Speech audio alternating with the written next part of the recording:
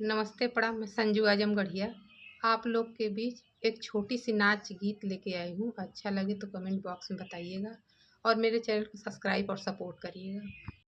ईत करी के खेतवा नरम बतिया, ईत करी के खेतवा नरम बतिया, काहे न अइला ए बलमुआ तोरन के रतिया, काहे न अइला ए बलमुआ तोरन के रतिया।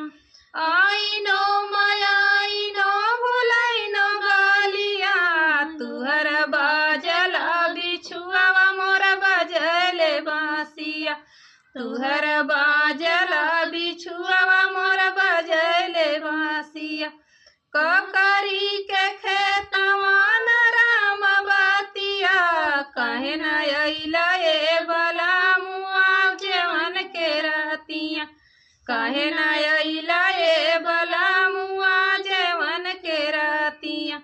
आइनो मयाइनो भुलैनो गालिया, तुहर बाजल पायलवा मोर बजले बासिया, तुहर बाजल